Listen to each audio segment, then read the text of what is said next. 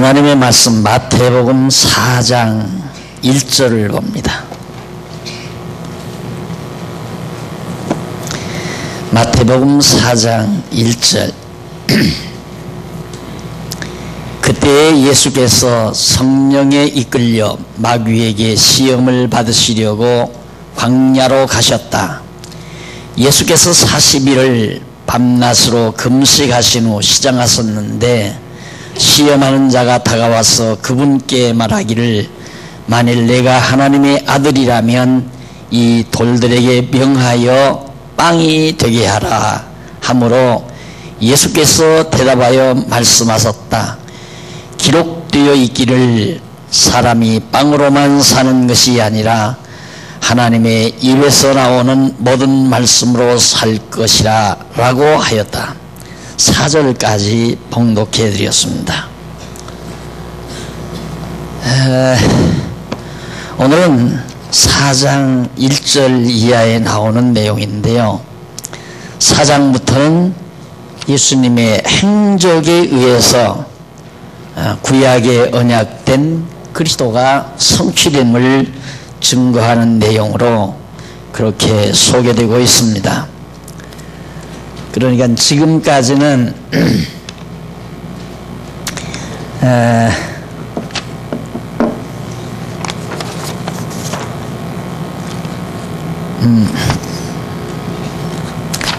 지금까지는 예수님께서 이제 이 땅에 나타나셔서 일하기 전에 세례 요한이 먼저 예수님을 증거하고, 그리고 이제 예수님의 행적에 의해서 4장부터는 증거하는데, 그 행적 중에 첫 번째 행적이 시험을 이김에 의한 행적입니다. 그러니까 마귀의 시험을 예수님이 이겨내시는 그런 행적을 통하여 구약의 예언이 성취된 것이다 하는 내용입니다. 가지고 계신 교재가 있으시면 6754페이지를 보시면 양쪽 가로 1번 시험을 이김에 의한 성취 내용이 소개됩니다. 그런데 이 성취 내용을 4장 1절로 11절까지 보면 그 내용 가운데 1절로 4절은 돌로 떡이 되게 해 먹으라는 시험이었고요. 5절로 7절은 성전 꼭대기에 올라가서 천하 만물을 보여주면서 뛰어내리라고 그렇게 유혹하는 내용이고, 마지막은 자기에게 절을 해라 하는 그런 유혹의 내용으로 엮어져 있습니다. 자, 이런 내용들은 밑에 54페이지 밑에서 6째 줄 거기 보면, 거기 일찍이 여호와 하나님께서는 모세를 통하여 이스라엘 자손에게 사람이 떡으로만 아니라 하나님의 말씀으로 살 것, 신명기 8장 3절에 기록된 말씀이죠. 그리고 하나님 여호와를 시험치 말라 6장 16절 말씀이고요. 그 다음 하나님께 경배하고 그를 섬겨라 라는 내용이 6장 13절에 기록되어 있습니다.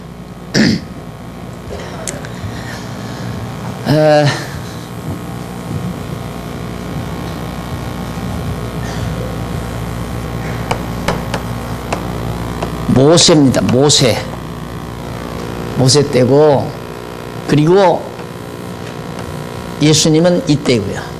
예수님 이때. 적어도 예수님 오시기 전 다윗이 한 1000년 전 사람입니다. 다윗에서 모세 때까지가 한 500년 전이고요. 그러니까 예수님으로부터 출발하면 한 1500년 전 모세 시대에 하나님께서 모세를 통하여 이미 말씀을 하십니다. 그 말씀이 신명기에 나오는데 신명기 8장에도 나오고 6장에도 나오고, 그 내용을 지금 여러분에게 소개해 드린 겁니다. 아마 일반적으로 여러분들이 이 마귀에게 예수님이 3가지 시험을 당하는 것에 대해서 아마 보통 설교 초보자는 신학교를 졸업하고 이제 갓 목사가 돼서 목회를 하다 보면 이런 설교를 곧잘 합니다. 대부분 뭐냐면 세 가지 시험, 예수님에게도 먹는 시험이 들어왔다. 그리고 명예욕에 대한 시험도 있고, 그 다음 온 천하를 다스리는 그런 권세에 대한 그런 시험도 인간에게 주어진다. 그리고 자기에게 절하라고 하는 그런 영적 행음에 대한 그런 시험이 인간에게도 주어진다. 우리는 이 세 가지 시험을 이겨야 합니다. 이것이 이 마태복음 이 부분에 대한 아주 설교의 기본 폼이에요. 그래서 우리는 물질의 유혹을 물리쳐라, 그 다음 명예욕도 물리쳐라, 그 다음 영적인 음행, 이것이 이제 예수님에게는 영적 음행이지만 우리에게는 역시 성욕을 물리쳐라, 성적 유혹을 물리쳐라. 이런 3대 욕망을 인간에게서 물리치어야 하는 것이 우리 성도들의 책무다. 그걸 예수님이 본보기로 보여주셨다 라고 하면서 강의하는 것이, 설교를 하는 것이 통상적인 보편적인 그런 설교의 폼이에요. 아마 들으셔서 잘 기억을 하고 계실 겁니다. 그러나 전혀 거리가 먼 얘기입니다. 이렇게 얘기하면 여러분들에게 제가 물질욕 가져도 됩니다, 명예욕 그대로 받아도 되고 성욕을 취해도 되고 이렇게 강조한다고 그렇게 생각할 필요는 없습니다. 다만 본문의 성경이 1절로 11절까지 나타난 이 예수 그리스도의 행적 자체가 오늘 우리에게 생활의 본을 보여주기 위해서 한 건 아니다. 생활의 본을 보여줬다고 하면 그것이 소위 사회복음주의자들의 성경관입니다. 이 사회복음이라는 것은 이 사회를 정화하고 이 사회를 건전하게 만들어가는 것이 기독교의 책무다. 그렇게 보고 예수를 한낱 사회개혁자, 이 부패하고 썩어진 사회를 개혁한 개혁의 선구자로 그렇게 보는, 하나님의 아들이거나 우리를 죄에서 구속할 구속주이거나 그렇게 믿는 게 아니라 그냥 공자나 맹자, 석가나 같은 그런 특출한 인간 가운데 좀 특출한 하나의 선각자다. 그래서 같은 그런 성인 그룹에 소위 그런 공자나 맹자나 석가와 같은 그런 레벨에다가 예수님을 갖다가 동등하게 놓고 보아나가는 그런 잘못된 신학 체계에서 나오는 말이거든요. 그래서 계속 예수 본받으라 그거예요. 예수님은 우리의 생활의 모델이었다. 예수님 산 대로 살아야 된다. 예수님은 돌로 떡 만들어 먹으라고 해도 안 만들어 먹지 않았느냐, 이런 식이죠. 예수님은 천하만물을 준다고 해도 다 물리쳐 버리지 않았느냐. 그리고 마귀에게 절하라고 해도 절대 절하지 않고 정말 신앙의 지조를 지키지 않았느냐. 우리를 또 그렇게 살아야 됩니다. 그 얘기거든요. 근데 그게 아니고 이 모세 때에 벌써 장차 오실 예수 그리스도가, 예수님께서 이런 시험을 당하실 것을 미리 모세의 언약을 통해서 해 놓으십니다. 그 언약 내용이 이제 바로 54페이지 아랫부분에 성경 구절 3개가 신명기 8장 3절, 6장 16절, 6장 13절에 나오는 내용들이에요. 그걸 하나하나 우리 점검하면서 정리해 보십시다. 1절로 4절까지 제가 봉독해 드렸는데요. 이 마귀가 예수님에게 와서 시험하는 이 과정은 첫 아담,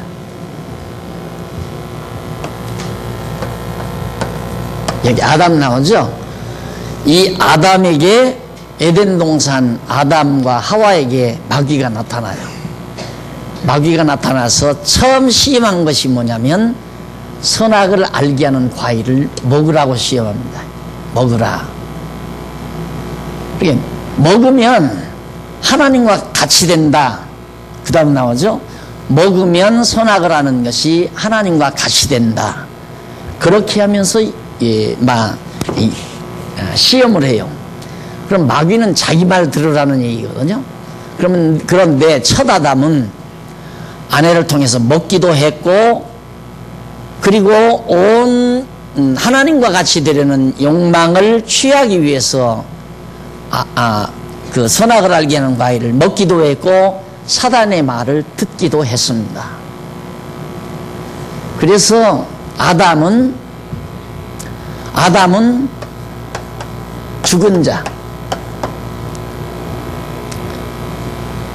예수는 살릴 자, 산 자의 대표. 아담은 죽은 자의 대표고 예수 그리스도 둘째 아담은 산 자의 대표라고 사도 바울이 로마서에서 밝히죠. 왜 그러느냐면 첫 아담은 마귀에게 다 패했어요. 마귀의 유혹에 다 넘어가서 하나님께서 먹지 말라고 하는 선악과도 먹었을 뿐만 아니라 하나님과 같이 되려는 욕망도 그대로 가지게 돼 있고요. 그리고 마귀의 말을 들어서 마귀의 종노릇을 하게 됐단 말입니다.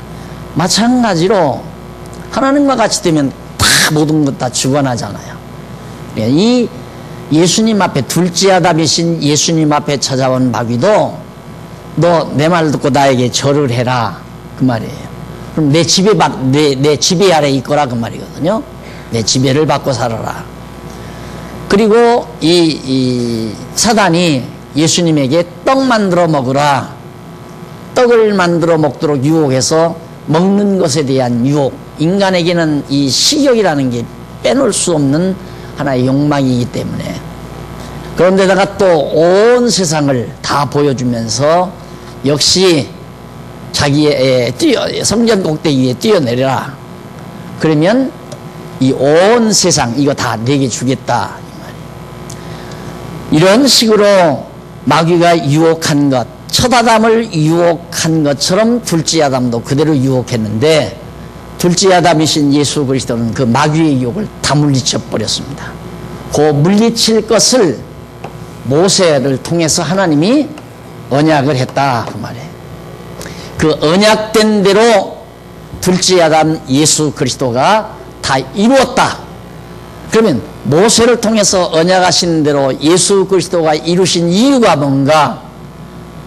언약대로 이루시는 여호와 하나님 살아계시다는 사실을 우리에게 알게 해주려는 것이다 그 말이에요. 그것이 다예요. 그 사실을 우리에게 알게 하기 위해서 지금 예수님께서 첫 번째 행적으로 마귀의 시험을 이겨가고 있는 겁니다.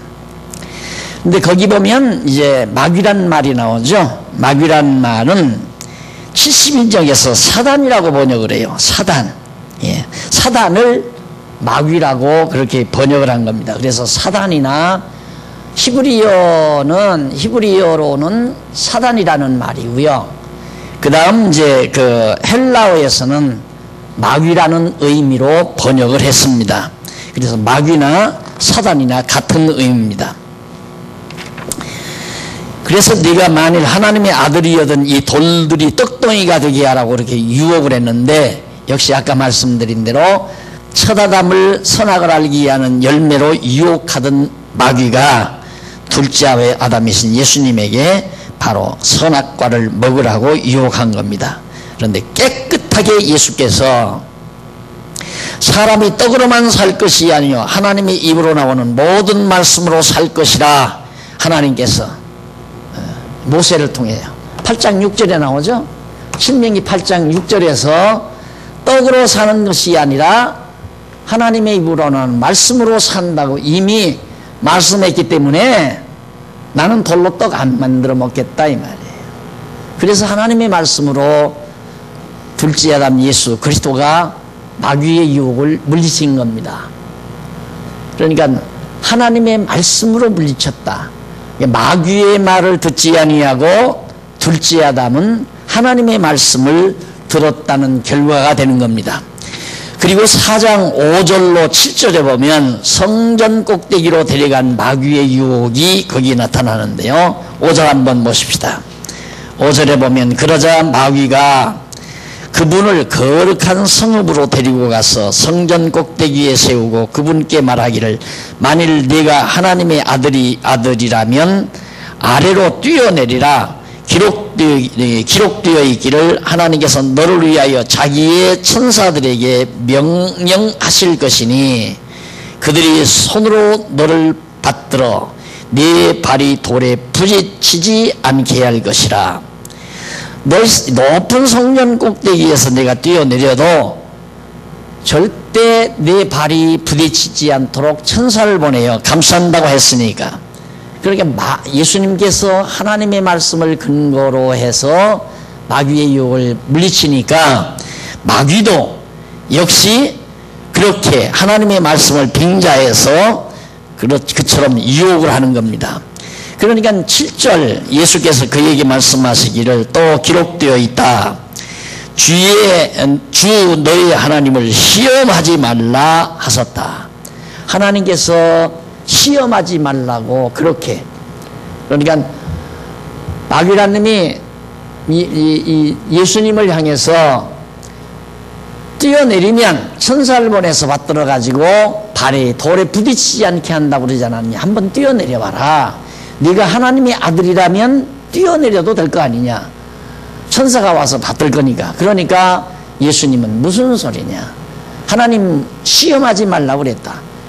시험하는 걸 내가 확실히 믿고 하나님께서 날 하나님의 아들로 보내신 것이 분명한데 그걸 내가 왜 의심하고 하나님을 시험할 필요가 있느냐. 하나님이 시험하지 말라고 그랬다. 모세의 말을 근거로 해서 사단을 또 물리쳐버리고 만 겁니다.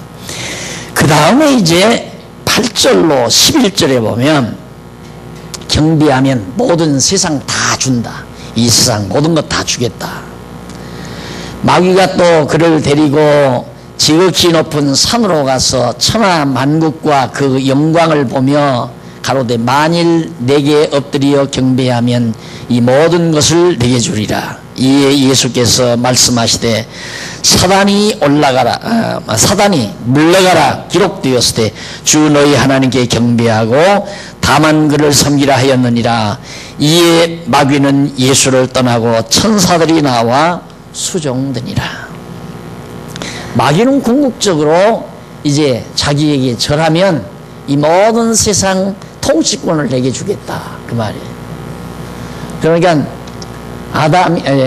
첫 아담 때에 마귀가 와서 너 이걸 먹는 날에는 하나님과 같이 된다. 하나님과 같이 된다는 말은 하나님이 천지 만물을 다 창조하고 주관하듯이 네가 이 모든 것 다 가질 수 있다. 그러니 선악을 알게 하는 과일은 먹으라. 그래서 먹은 거란 말입니다. 먹고 보니까 사단의 말에 복종하지 않았어요. 그런데 사단이 완전히 인간을 자기 종으로 만들어버린 거거든요. 그래서 인간들이 결국에는 사단의 종로로 다며 사는 처절한 모습이 돼버리고 만 겁니다. 그래서 타락한 인간은 나면서부터 사단의 종으로 태어나요. 마귀의 종으로 태어난단 말입니다. 그래서 잉태할 때부터 죄중에 잉태되고 낳을 때도 죄중에서 출생하고 그리고 사는 것도 죄중에서 살고 죄 가운데서. 왜? 사단의 지배 영역 아래 있기 때문에. 그래서 거기에서 우리를 구속해 줄 자는 누군가? 첫 아담은 우리를 죽이는 자였지만 우리를 죽이는 자, 우리를 다 타락시킨 죽이는 자 아니었어요. 예수님은 우리를 살리는 자라 이 말이에요. 살리는 자가 되려면 마귀의 유혹을 물리쳐야 되잖아요. 그래서 마지막 세 번째 유혹, 경배하면 이 모든 세상 다 내게 주겠다. 그런데 그걸 물리쳐 버렸습니다. 그래서 마귀를 이겨버렸기 때문에 결국 예수 그리스도는 온 세상을 지배하고 다스리실 메시아임을, 그리스도이심을 우리에게 확실하게 보여주는 내용이 바로 8절로 1절에 나오는 말씀입니다. 이에 마귀는 예수를 떠나고 천사들이 나와 수종을 들었다 하는 내용이 나옵니다. 그래서 둘째 아담이신 예수 그리스도의 승리를 확실히 보여준 거죠. 이제는 첫 아담은 패했지만은 둘째 아담 예수 그리스도는 확실하게 승리했다는 말입니다. 따라서 이처럼 하나님께서 예수 그리스도께서 모세를 통하여 하나님께서 언약하신 대로 이 땅에 오셔서 마귀를 이기신 놀라운 역사는 바로 하나님 성취하신 거죠. 여호와의 언약을 성취하신 것이다. 그래서 이렇게 여호와의 언약을 성취하시는 것은 언약대로 오신 그리스도이심을 일단은 계시해요. 예수가 누구냐? 예수가 누구냐? 하나님께서 모세를 통해서 언약하신 그리스도다. 그걸 증거해 주는 것이다. 그러니까 마귀가 예수님을 세 가지 유혹하듯이 성도 여러분, 우리에게도 그 마귀가 우리를 유혹합니다. 그러니 우리는 이겨야 됩니다. 사단의 세력을 물리쳐야 됩니다. 그럴듯하잖아요? 우리 못 물리쳐요. 우리가 어떻게 물리쳐요? 절대 안 된단 말입니다. 세상 사람들이 전부 세상 사람들이 물욕, 재물욕, 명예욕, 그 다음 성욕, 이게 기본 3대 욕심이 욕망이라고 하잖아요. 인간의 3대 욕망. 이거 없는 사람이 어디 있어요? 이거 없는 사람이 어디 있냐 말입니다. 전부 그 욕망을 가지고 사는데, 그런데 그걸 물리치라니까 예수 믿기가 힘이 든 거죠. 우리가 물리치려면, 내가 물리치려면 예수 뭐하러 믿어요? 믿을 필요 없잖아요. 내가 물리쳐서 이기고 하나님 나라 가면 되는 거지. 뭐 때문에 우리가 예수를 믿느냐 이 말이에요. 우리는 도저히 물리칠 수가 없으니까 우리 능력으로는 안 돼요. 욕심 버리려고 암만 노력해봐서 욕심이 버려지는가.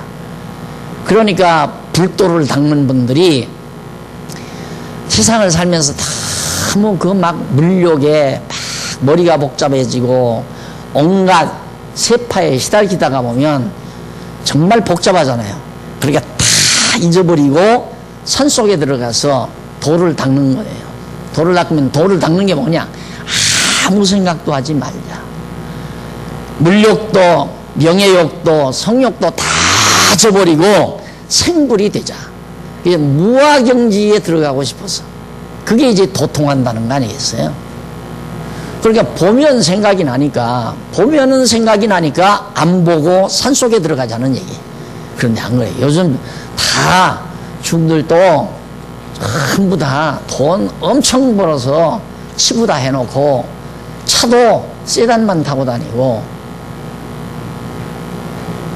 그 다음 다 알잖아요. 예? 이제는 불교도 비구승, 장가 가는 중, 장가 안 가는 중. 장가 간 사람이나 안 간 사람이나 똑같아요. 우리 캐토릭도 신부들 장가 안 간다고 그러지만, 장가면 깨끗하고, 장가 안 가면 아무런 욕망이 없고, 장가 가면 추하게 사는가. 천만의 말씀. 인간 어쩔 수 없는 거예요. 타락된 죄성을 가진 인간은 어쩔 수 없는 거라고 말이에요. 그런 인간들에게 마귀를 물리치라니 우리가 어떻게 마귀를 물리치느냐 이 말이죠. 못 물리치니까 그래서 예수님을 믿는 거 아니겠어요? 그 예수를 우리가 믿고 정말 믿는 우리에게 하나님께서 성령을 우리에게 보내주셔서 거듭나고 중생하게 만들잖아요. 그래서 성령의 소욕이 우리에게 자꾸 쌓이게 되면 이제 욕심도 점점 줄어들어가는 거죠. 우리 능력으로 줄이는 게 아니라 예수님께서 가서 보내신 성령이 내 안에 오셔서 역사하는데, 어떻게? 그 성령이 우선 말씀을 깨닫게 해요. 말씀을 깨닫게 해서 깨닫는 만큼 점점 내가 자라나죠. 그래서 성령의 소욕이 점점 자라난다 이 말이에요. 그러면 욕심이 점점점 줄어들어요. 점점. 그러나 육신을 쓰고 사는 동안 절대 죽는 날까지 욕심이 깨끗하게 없어지는 부분 없어요. 농도 차죠. 예, 우리의 속사람이 자라나는 만큼 우리의 육체의 소욕이 약해지는 것뿐이지 완전하게 육체의 소욕이 없어지려면 육체의 몸이 죽어야 돼요. 그래서 우리가 하나님께 부름을 받고 하나님 나라에 이 육신의 장막을 떠나는 날, 그때가 완전히 성화가 되는 날입니다. 성화. 이 성, 거룩성자, 변화화자, 성화. 완전히 성화는 우리가 하나님께 육체가 부름받았을 때, 육체의 장막을 떠났을 때, 떠나기 전에는 욕심이 있을 수밖에 없고 온갖 죄악이 아직도 우리의 몸에 남아있다 이 말이에요. 그것을 성령의 소욕이 줄여주기는 하지만은 마지막 우리가 운명에서 육체의 장막 떠나기 전에는 어쩔 수가 없는 거다. 그래서 때로는 우리가 마귀의 유혹에 빠지기도 하고 마귀의 종로로 하기도 하고, 실제 우리가 예수 믿고 살아도 마귀 종로로 할 때가 많이 있잖아요. 왜? 완전할 수가 없으니까. 그런데 우리더러 자꾸만 예수님이 이 마귀 물리친 것처럼 날더러 물리치라고 그러니까 답답한 일 아니에요. 그럼 성령은 뭐하러 오셔요? 내가 물리치는 게 아니에요. 성령께서 물리치는 거죠. 그러니까 내가 이제 거룩하게 되져 가는 것도 내 힘으로 되는 게 아니다. 그래서 자꾸 하나님의 말씀을 성령께서 나로 하여금 깨닫게 하고, 그 말씀이 우리의 영혼의 양식, 아까 예수님께서 하신 말씀처럼 사람이 떡으로만 사는 것이 아니라 하나님의 입으로 나오는 말씀으로 산다. 이게 자꾸만 하나님의 말씀이 갈급증이나 말씀을 자꾸 듣고 싶고 말씀을 깨닫고 싶고, 그래서 말씀에 대한 간절한 사모하는 마음은 그만큼 내 영혼이 지금 건강하다는 내용이거든요. 건강하다는 거란 말입니다. 말씀이 싫어지는 것은 아기가 밥을 싫어하는 것과 똑같습니다. 아기가 엄마 젖을 잘 안 먹는 것은 벌써 아기에게 병이 지금 찾아왔다는 얘기예요. 건강 상태가 안 좋다는 얘기입니다. 그러나 아기가 자꾸 배가 이런 데도 자꾸 먹으려고 하는 것은 아기 건강 상태가 좋다는 얘기예요. 똑같은 거예요. 우리가 하나님의 말씀을 기어코 듣고 싶고 하나님의 말씀에 대한 사모하는 마음이 있다는 것은 내 영혼이 건강하다는 거예요. 그러면 그 말씀을 들으면 들을수록 힘이 나잖아요. 그 힘이 날 때 마귀의 유혹을 물리칠 수 있게 하나님께서 해주는 거란 말이죠. 그러니까 내 힘으로 물리치는 것이 아니라 하나님의 말씀의 능력으로 물리쳐 갈 수 있게, 성령이 오셔서 나로 하여금 말씀을 깨닫게 해가지고 속사람이 강건케 해서 마귀를 이기게 해 가시는 것이다. 그러니까 절대 예수님께서 세 가지 시험 받으신 것이 우리의 생활 모델로 그렇게 되는 것이 아니다. 언약대로 이루셔서 당신이 그리스도이심을 알게 하기 위하여 저런 행적을 예수님이 행하시는 것이다 라는 얘기입니다. 그 다음 넘어가서 4장 12절로 25절까지 보면요, 복음의 전파에 의해서, 복음 전파에 의해서 예수가 그리스도이심을 증거하고 구약의 언약을 성취하는 그런 사건이 바로 12절로 25절까지 나타나요. 복음 전파를 통해서. 그런데 이 복음 전파에 대한 내용을 보면요, 12절 한번 읽어보십시다. 4장 12절. 예수께서 요한이 잡혔다는 말을 들으시고 갈릴리로 떠나가셨다가 나사렛을 떠나 스불론과 납달리 지역에 있는 바닷가 가버나움으로 가서 사셨다. 이는 왜 거기 가서 사셨는가? 이는 선지자 이사야를 통하여 하신 말씀을 성취하시려는 것이니, 말씀하시기를 스불론 땅과 납달리 땅 해변 길 요단 건너편 이방인들의 갈릴리 어둠에 앉아 있는 백성이 큰 빛을 보았고 죽음의 땅과 그늘에 앉아 있는 자들에게 빛이 비치었다라고 하셨다. 이사야 선지자는 이 시대에 이게 721년이라고 그랬죠. 이 시대에 갑니다. 이 시대 이사야. 예, 8세기 초 이때 이사야 선지자가 어떤 예언을 남기느냐면 스불론과 납달리, 자, 이 성경에 나온 말씀대로 한번 확인해 보십시다. 스불론 땅과 납달리 땅 해변길 요단강 건너편 이방인들의 갈릴리. 이 갈릴리 지역은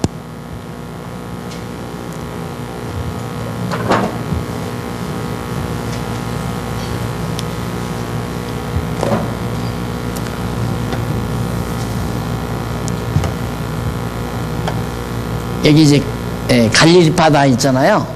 이게 이제 갈릴리 지역이거든요. 여기가 갈릴리 지역인데, 유대인들이 이제 바벨론 포로에서, 여기 바벨론 포로에서 포로 70년 살고 돌아오잖아요. 돌아와서 400여 년 동안 예수님 오실 때까지 사는 동안에 이쪽 지역은 유대인들이 예루살렘을 중심으로 해서 이스라엘 백성들이 들어와서 비교적 이쪽 지역은 그 순수한 혈통이 지켜져요. 그런데 여기는 언저리 아니에요. 저 변두리. 그리고 아람이나 아수르 바벨론 지역이 가깝고, 그래서 여기는 온갖 이방인들과 섞어져서 혼혈민족들이 많이 살아요. 갈릴리가. 그래서 이 갈릴리가 아주 천한 지역으로 그렇게 취급을 받았어요. 아주 비천한 지역으로. 야, 갈릴리에서 왔다 그러면 아야 사람 대우를 안 해주는 그런 곳이라 말입니다. 그런데 그 갈릴리 지역 땅에 나타나는 지역들이 스불론 땅, 납달리 땅, 해변길 요단강 건너편에, 요단강 해변길 요단강 건너편이 갈릴리 지역이란 말이에요. 이게 갈릴리 호수 이 언저리가 갈릴리 지역. 이 지역으로 예수님이 가셨다 그 말이에요. 근데 왜 가셨는가? 거기 가신 이유가 뭐냐면 이사야 선지자가 이미 이방인 땅, 그 땅 어둠에 앉아있는 백성, 아주 이방민족과 혼혈된 백성들이죠. 그 백성들이 큰 빛을 보았다. 큰 빛이란 세상의 빛으로 오신 예수 그리스도를 말씀하는 거거든요. 그러니까 이 지역 갈릴리 스불론 땅과 갈릴리 땅 이 지역 사람들이 큰 빛 되시는 예수 그리스도를 보게 된다. 언제? 이사야 선지자가 8세기 초에 예언했다 이 말이에요.